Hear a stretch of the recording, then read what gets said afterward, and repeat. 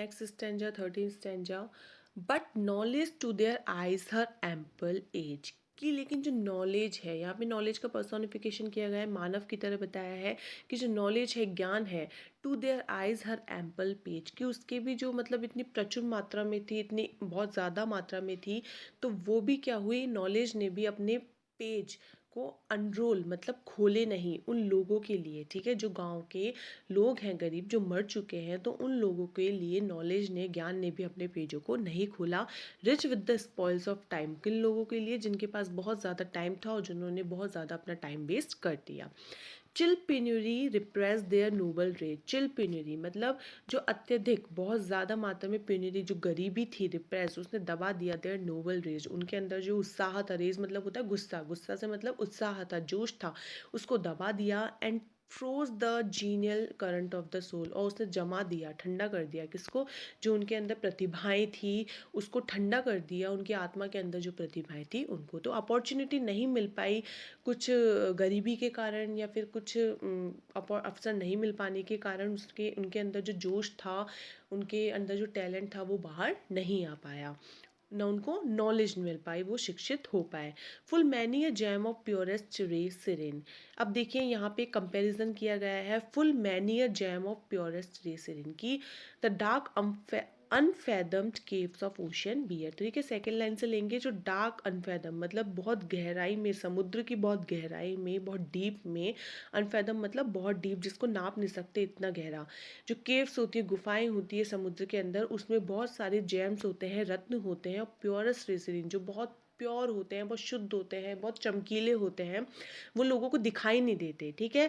Full many of flowers born to blush unseen, कि बहुत सारे फूल ऐसे होते हैं जो खिलते हैं लेकिन वो लोगों की नज़रों से ओझल हो जाते हैं, वो दिखते नहीं हैं लोगों को।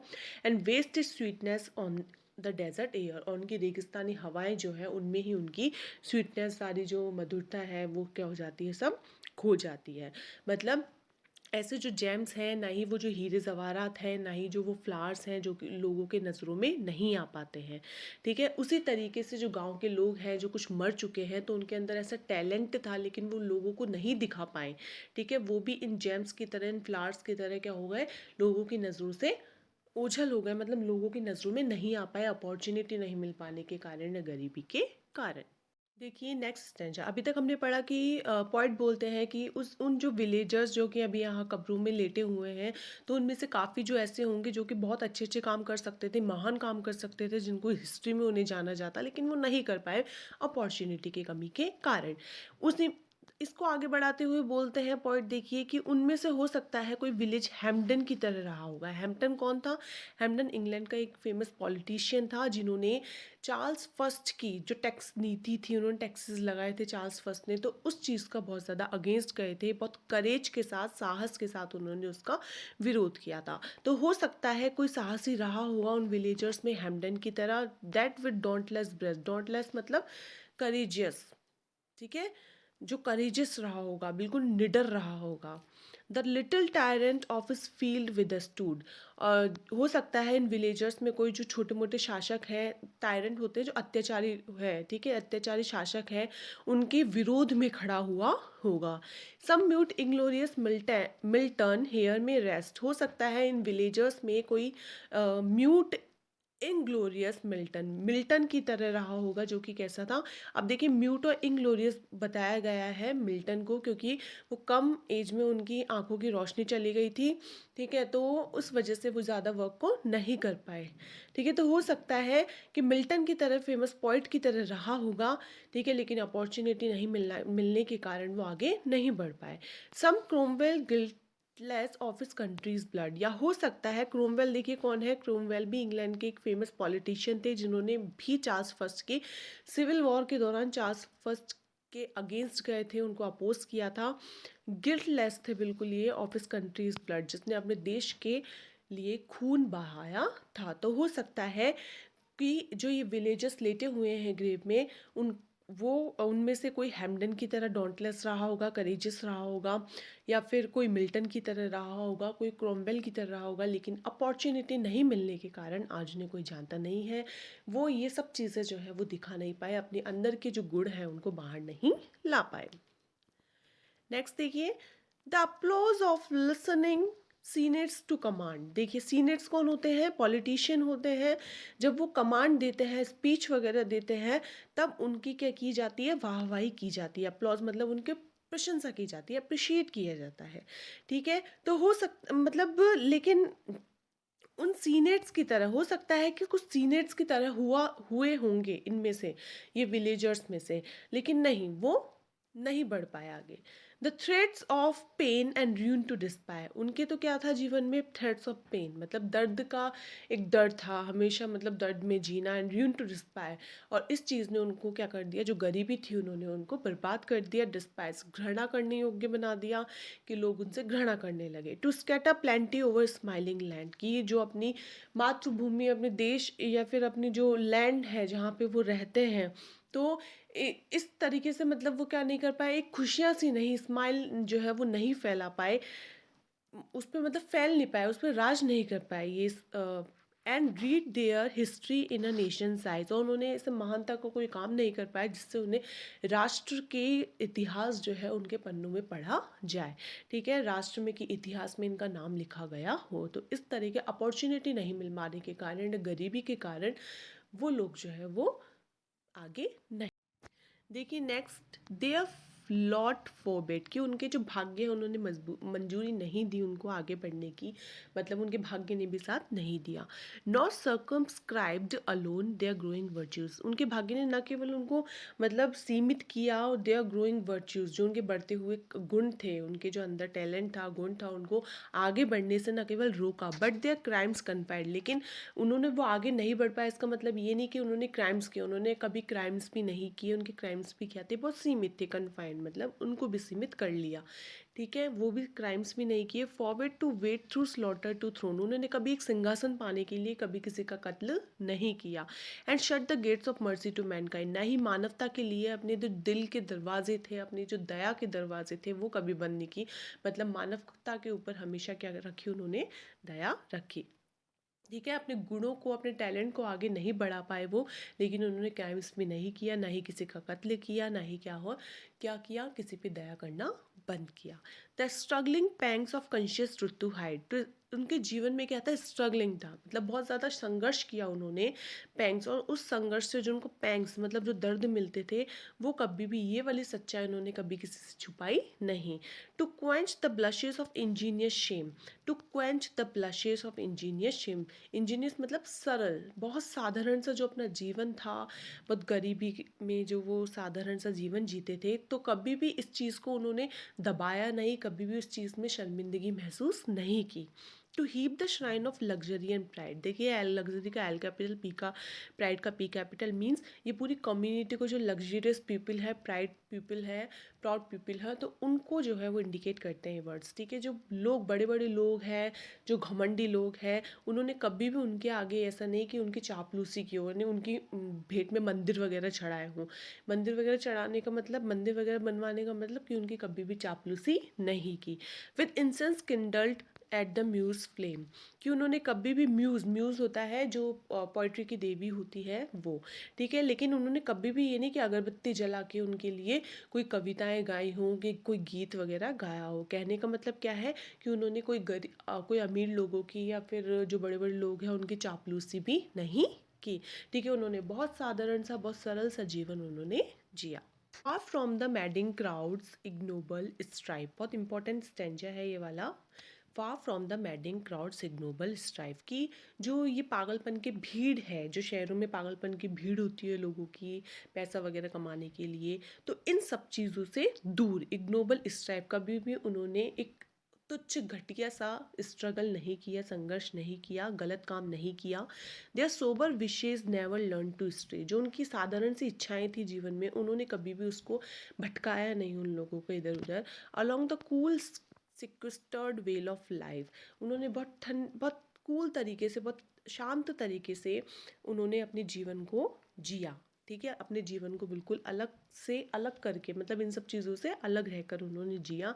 दे kept the noiseless tenor of their way, और उन्होंने अपने जीवन जो है बहुत शांत तरीके से, नॉइजलेस मतलब बिना किसी शोर शराबे के तरीके से अपने जीवन को जीना पसंद किया।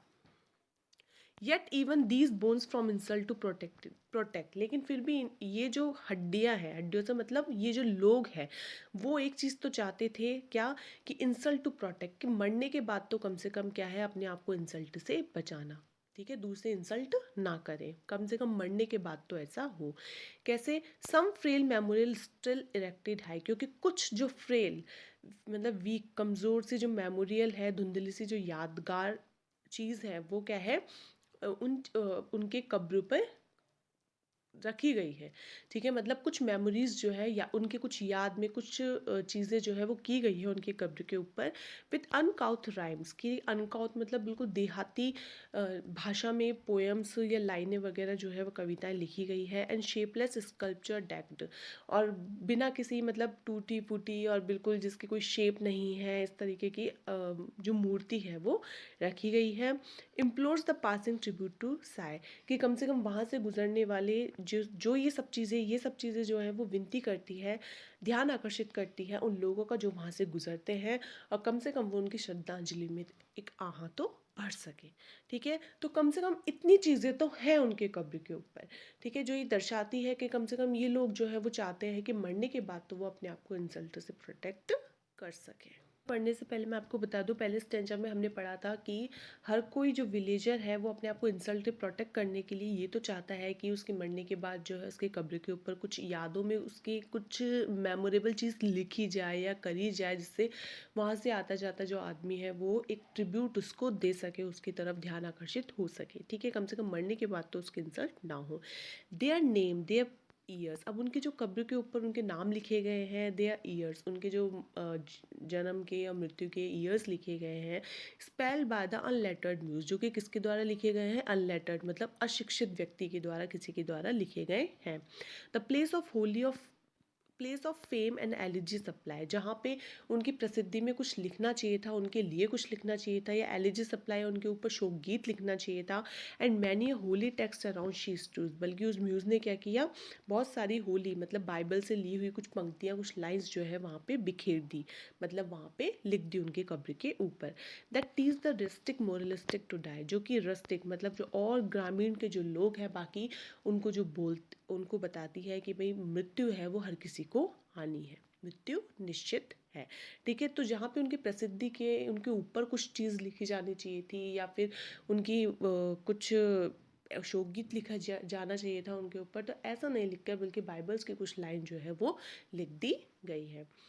For who to dumb forgetfulness a prey, this pleasing anxious being ever resigned। अब देखिए इस पैराग्राफ को पढ़ेंगे हम सेकंड लाइन से। ठीक है, सेकंड लाइन से फिर लास्ट में आएंगे हम फर्स्ट लाइन पे। कैसे, this pleasing anxious being ever resign, कि इस प्लीजिंग एंशियस लाइफ को, रिजाइन मतलब छोड़ देना, ठीक है, बीइंग मतलब लाइफ, मतलब इस लाइफ को छोड़कर चले जाना, इस प्लीजिंग से, इस खुशहाली भरी लाइफ को जो है छोड़कर हमेशा के लिए चले जाना। Left warm precincts of the cheerful day, उस अच्छे से, प्रिसिंक्ट्स मतलब एरिया को, उस जगह को छोड़ देना जहाँ पे वो अपना चीयरफुल डे बिताते थे, जहाँ पे वो अपने खुशहाल भरा दिन जो है सबके साथ बैठकर बिताते थे। नॉर कास्ट वन लॉन्गिंग, जिसने कभी भी पीछे मुड़कर नहीं देखा, लिंगरिंग लुक बिहाइंड, और हमेशा ये नहीं देखा कभी भी कि मैं पीछे जो है वो छोड़कर क्या क्या छोड़कर मतलब जा रहा हूँ।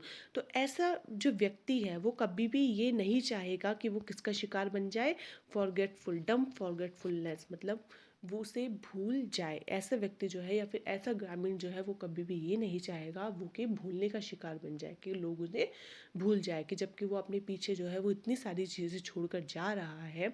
तो ऐसा व्यक्ति हमेशा ये चाहेगा कि पीछे से लोग जो है वो उसको याद करें और हमेशा याद रखें। On some fond breast the parting soul realize, अब parting soul मतलब बिछड़ती हुई आत्मा जो है वो चाहती है, क्या चाहती है, कि on some fond breast, कि कोई चाहने वाले व्यक्ति जो है वो उसके पास हो मरते समय। some pious drops the closing eye require, जो closing बंद होती हुई जो आंखें हैं वो चाहती है कि कुछ पवित्र, कुछ धार्मिक मतलब बूंदे, आंसुएं जो है वो उसके याद में बहाए जाए। Even the from the tomb the voice of nature cries. हालांकि जो टोम है, मकबरा है, ग्रेव है, वहाँ से भी क्या होती है, आवाज़ आती है, प्रकृति की चिल्लाने की आवाज़ आती है। Even even in our ashes live their wonted fire. Even यहाँ तक कि जो हमारी एशेज है, राख है, धूल है, उसमें भी क्या होती है, हम देख सकते हैं, किसको देख सकते हैं, देयर वांटेड फायर। जो विलेजर्स हैं उनकी वांटेड, उनकी इच्छाओं को, उनके जो जोश है कि मरने के बाद उन्हें हर आदमी द्वारा जो है वो याद किया जाए, उन्हें सम्मान दिया जाए, तो ये सब चीज़ें जो है वो देखी जा सकती है अब भी उनकी धूल।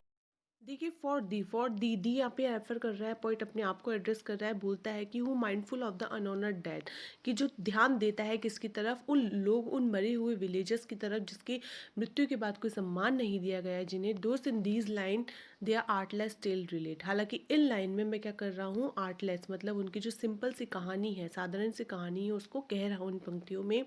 इफ़ चांस, यदि कभी मौका पड़े, आगे बाय लोनली कंटेम्पलेशन लैड, कि आगे कोई अकेले में चिंतन करता हुआ कोई किंडर्ड स्पिरिट, कोई एक दिव्य आत्मा वाला जो कवि है, वो भी क्या करे, शैल इंक्वायर द फेट, वो भी मरने के बाद मेरे भाग्य के बारे में इंक्वायर करे, पूछताछ करे, वो भी मेरे ऊपर क्या करे, मेरी लाइफ के बारे में चिंतन करे, जैसे आज मैं इस मरे हुए जो ग्रामीण लोग हैं उनके बारे में क्या कर रहा हूँ, चिंतन कर रहा हूँ, उनकी जीवन शैली के बारे में उन लाइनों में बता रहा हूँ।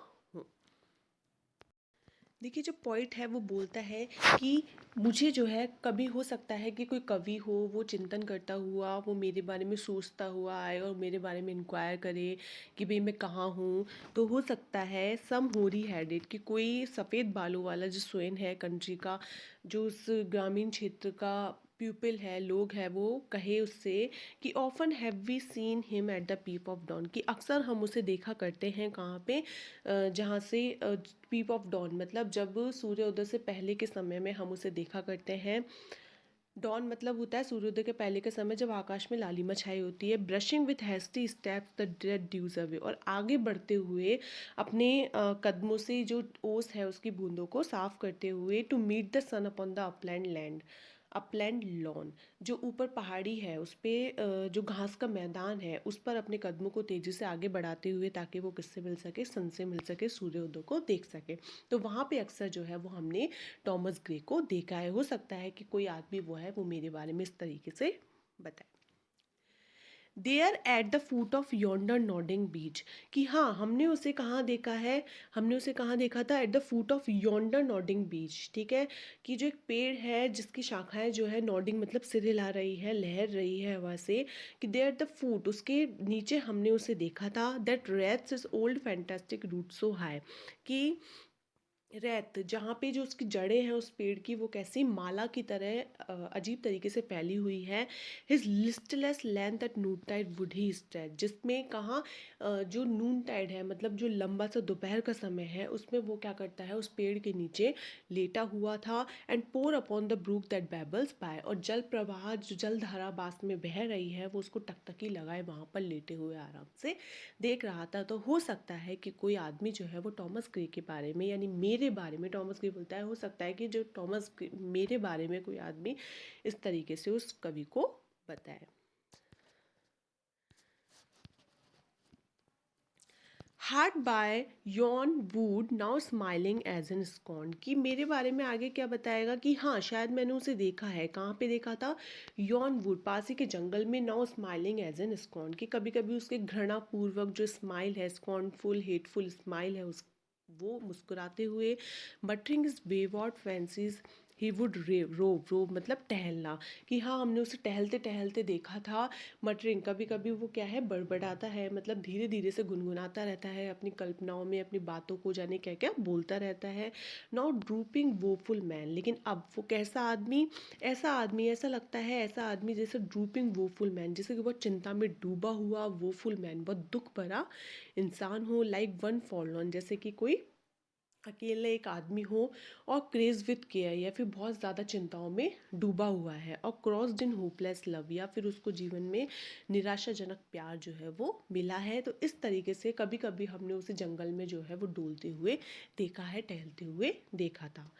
One morn I missed him on the customed hill. लेकिन वो फिर ग्रे हेयर्ड व्यक्ति जो है वो उस कवि को शायद टॉमस ग्रे बोलता है कि मेरे बारे में ये भी बताएगा कि वन मॉर्न, लेकिन एक सुबह अचानक से I missed him on the customed hill, मैंने उस पहाड़ी पर जहाँ पे वो डेली जाता था तो उस पहाड़ी पर मैंने उसको मिस किया, मतलब मैंने उसको देखा नहीं। Along the Heath and near his favourite tree, मतलब उस पहाड़ी पर भी और उसकी जो फेवरेट ट्री जहाँ के जिसके नीचे वो बैठा करता था तो उस वहाँ भी मैंने उसको नहीं देखा।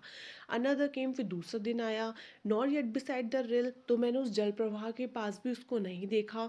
नॉर अपॉन द लॉन, ना ही उस घास के मैदान पे देखा। Nor at the wood was he, ना ही मैंने उस जंगल पे देखा जहाँ पे वो अक्सर जाया करता था और टहला करता था। तो मैंने उसको पहले दिन देखा, नहीं मिला पॉइंट, ठीक है, उस ग्रे हेयर वाले आदमी को।